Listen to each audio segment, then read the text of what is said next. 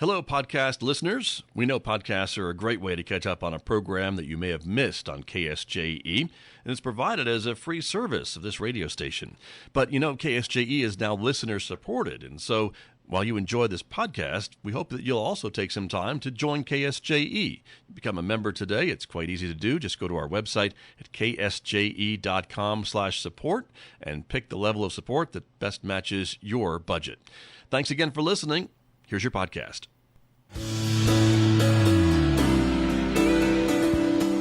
Now back to Studio A and the award-winning Scott Michlin morning program on KSJE.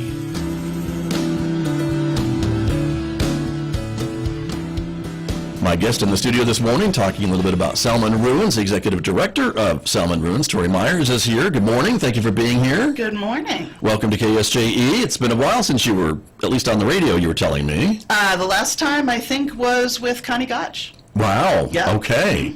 That is quite a long time ago. It is a long time ago. Yeah, our first program director here at the radio station. So, well, welcome. It's great to have you here and to represent Salmon Ruins, which is a great, again, gem in the county, I would say, and maybe an undiscovered gem for some people, which is why I wanted to bring you in. Are surprised that there's something that is that big that they can visit, that's right off the highway, doesn't involve any bad roads, and is easy to get to and open pretty much every day of the year. No kidding. That's very true. And the reason I wanted to bring you in is because a lot of people think with the federal government shutdown that a lot of the federal sites are closed, like Chaco Canyon and Aztec Ruins and Mesa Verde and things like that, or at least on limited hours or what have you.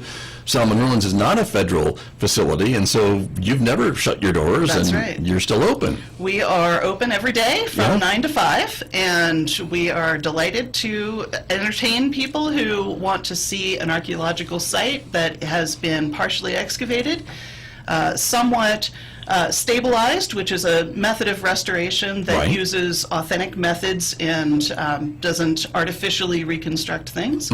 And we also have a number of other displays related to other time periods and other cultural groups, and so we've got a lot to share with everybody driving by. Very true. And just to be clear, you were located between kind of Farmington and Bloomfield, literally right off the highway, as you said. The highway. No crazy roads to maneuver, navigate, and really accessible to a lot of people. It is. In fact, we are about 2 miles to the west of Bloomfield. Right. So if you are driving on 64 between Farmington and Bloomfield, we're right outside of Bloomfield. There you go. And there's plenty of signs, can't miss it. And the site, as you said, there's a lot of things to it. Again, the ruins are in the same somewhat time period as you might find at Aztec or Chaco. It's all part of that greater system, correct? Yeah, they are. Our site was built starting in the 1060s, but the majority of the construction was between 1088 and the 1090s. So it's just about the same time period of construction as what you get at Aztec. It has Chacoan architecture, so it's related very strongly to the architecture in Chaco Canyon. And while you can't get to Chaco Canyon right now, you can see very similar architecture from the 10 and 1100s at Salmon Ruins. Right, interesting. And how many people do authorities think maybe lived at Salmon Ruins during the height of its occupation? It's a pretty big site. There's a couple hundred rooms. We think there was 3 stories at one time. There is photographs from the 1870s that show a 3rd story that was no longer standing by the time it was excavated in the 1970s. And we think there's a population between 250 and 350 that would have lived there during that 200-year period of occupation. Interesting. Very cool. And of course, it's near the river. It's very close to the river. And so that explains maybe a little bit why that site was selected. It certainly is in some alignment too, I think, with Chaco and in proximity to Aztec, and so it all kind of makes sense if you think about the populations at that time. Well, when people are traveling by foot in prehistoric times, there's no horses, there's no other types of animals that they can ride on. So they're traveling by foot, they want to stay close to water sources, and traveling along the rivers makes a lot of sense. Sure. Right, exactly. And that provided a lot of food and water and other things too, and so that makes a lot of sense to me, right? This culture is also farming, and so they're using the river for their primary water source. They're irrigating off of the river and creating their own methods of water manipulation that would be essential to farming in a desert climate. Yeah, very cool. And so the work I know that goes on at Salmon too, because it's also a library, I think. You've been collecting things and sharing things with other researchers, and that's part of its existence, I think, too, and what makes it so special. Part of its existence. We are a county facility, and so we have become, whether it was intentional or not, the official repository for donations of things that people find on their property that they want to donate, or things that have come to them by being inheritance types of items. We've become the official... Not much anything, though. It has to have some archaeological value, I suppose, right? Right. So people bring things in to ask us questions sometimes. Got it. And it's not legal to suggest a value of artifacts, if they're actually artifacts, but it is legal to evaluate the time period, and if it looks like something we expect to be part of this region. Okay. And we do that for people who have found something and want to bring it in and show it to us. We take donations of that type of thing for our collections, and we use them for research, and we sometimes put them on display. And we have this library, which is very focused. I'd say about 80% of the books in the library are focused on the Four Corners region archaeology, and many of them are rare and out of print, and so they may be the only copies available. And some of those materials are on the San Juan College website for the library. Nice. Very cool. Well, and again, I know a lot of researchers use that as a resource, right? And they really appreciate that is available to them in their absolutely. work. Yeah. So that makes a lot of sense, and that's great. And I guess you could tell them too if it's a reproduction or a pretty good fake or the actual real deal too when they bring it to you. Whatever. A lot of times you can get a good idea about what you're really dealing with, what you're looking at, and sometimes people are a little disappointed, and sometimes they're pretty excited about it. Right, I would think so. I had a guy bring in some strange clay figurines that his kids found out in the backyard, and we decided that they are most likely an old flower pot that had a ring of people holding hands around the outside of the flower pot. Right. Quite a popular style from the 70s and 80s. And it broke, and it got buried out in the yard, and his kids found it. Okay. So maybe not quite as old as they thought. Right. Yeah, a little newer than they thought, but that's okay. The site, too, I want to ask you about the museum and also about the grounds of Salmon Ruins, because in addition to the ruins, there is other things available. We're looking at a picture right now of the amphitheater that's out there, too, that I know you have events. Events, and works really well for that, especially later in the evening if it's during the summertime, because it can get quite hot out. And so the big cottonwood tree gives a little bit of shade over that area. And then out of the view of that is the Heritage Park, which are reconstructed buildings that represent the whole span of time. This region has 15,000 years of human activity going all the way back to the Ice Age, and we do have artifacts from time to time that represent the end of the Ice Age time period in this area. And so there are a lot of different things going on at different times that are sometimes hard for people to make sense of. So we have a building that represents each of those cultural groups and time periods so that people can try to put them all together to make sense of them. And these would be structures that would predate the ruins at Salmon Ruins that were used by the people that were inhabiting this area but probably didn't survive because they were built of wood or not stone. There are a few things that represent an earlier time period, like the pit house, which is what happens before people begin building pueblos. And there are some other structures that are actually from after the time period of the Salmon Ruins. The inhabitants of the Salmon Ruins would have left the area by the end of the 1200s, and so there are also some structures that represent groups coming in after that time, like the Navajo and the Apache and the Ute, and using the area as hunting and gathering societies, and so we have things that represent them as well. Telling the whole story, it sounds like, right? And if I remember correctly, there is still the homestead, the Salmon Homestead that's there too, right? Yes, and so in the picture you have there the two metal buildings that look like sheds in the background behind the amphitheater Kind of the are upper left-hand covering- side of the right, picture. So those are actually covering the homestead and the carriage house, two of the buildings that are part of the Salmon Homestead complex.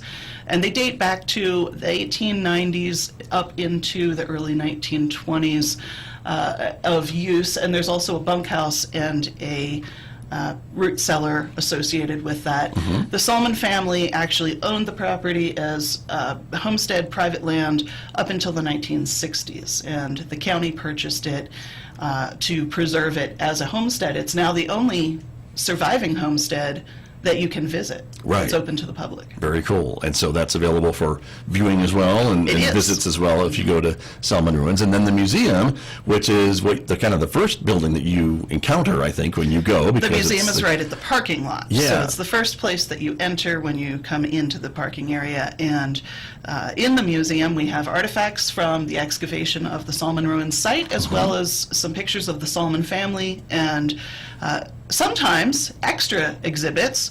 Right now we have the Ancient X-Files, which is a art exhibit by Doug Miller, who's a Farmington local. Nice. Very cool. And so now, what is, I don't want to give it away, but what is he covering here? I mean, are we talking aliens or are we talking something else? We are absolutely talking aliens, Okay. and also some other fun things. Okay.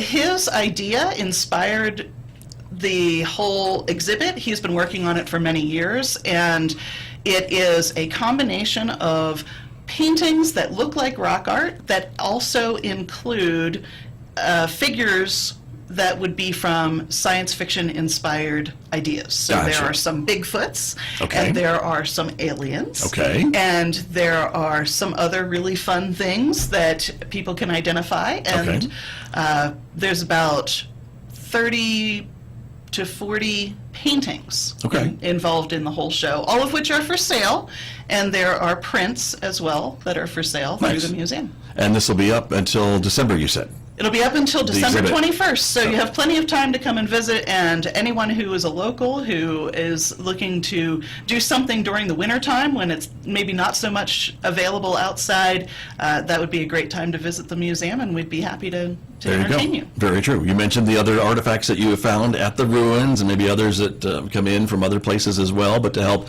I guess, maybe tell the story too, a little bit about the life that was led by people who lived there, and, Right. and what they did, and the things that they used, I guess, to live their lives. All of these things are on display to help illustrate what it was like to be a prehistoric person 1,000 years ago.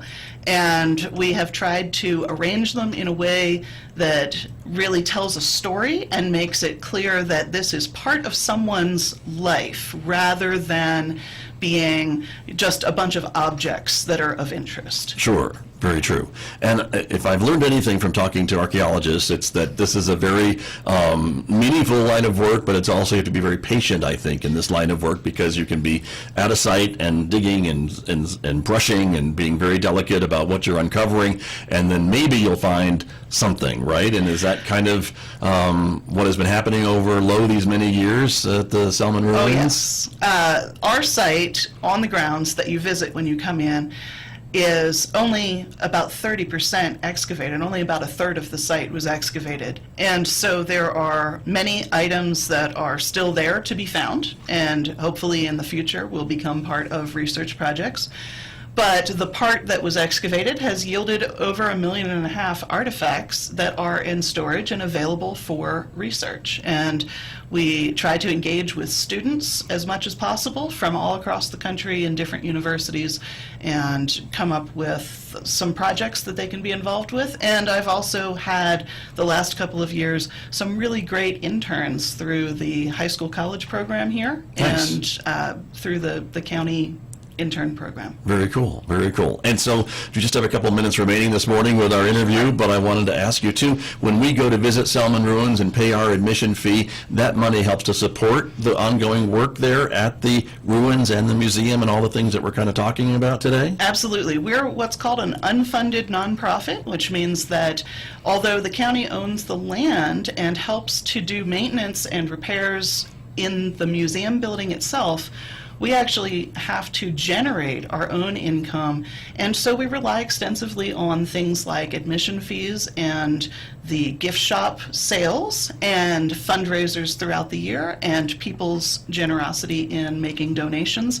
And all of that goes directly to operating the museum and making sure that it's open every day of the year except for a couple of big holidays, so that people can visit with their families and learn about the past, and that's what's important to us. Right, very true. You mentioned too, I think at the beginning of the interview, about the stabilization of the site, and so that takes ongoing maintenance, I would think, and expenses a little bit too, and so money that maybe you'd like to spend on maybe excavating more parts of Salmon Ruins goes to just stabilizing the parts that are already open to the elements, I think. Right.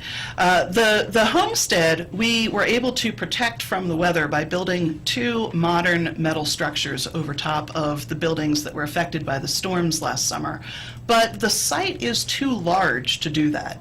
And to put a structure over the site would just be prohibitively expensive. And so the only way to protect the architecture from deteriorating from the weather and from visitors walking through is to do ongoing stabilization. So our stabilization projects involve making sure that the walls stay upright and that they're safe for people to visit, and also that there is something to see when you go there, so it's not completely filled in with the soil that would normally accumulate. Right, exactly. And so again, and I'm sure there are areas at Salmon Ruins, as you mentioned, that have been unexcavated, that just look like mounds of dirt if you didn't know any better. That's right. And that's what people can see as well when they go to see it. They can see the work that has been done and the work yet to be done. Right. And so. Yeah, it's a good example of what a site looks like out in the wild, and also the parts that you can walk through and see up close. A special opportunity to get that close to something that old. There you go. Very good. There's also a website you were telling me too for folks who want to go online and find out more about Salmon Ruins. It's easy to get to. It's salmonruins.com, salmonruins.com.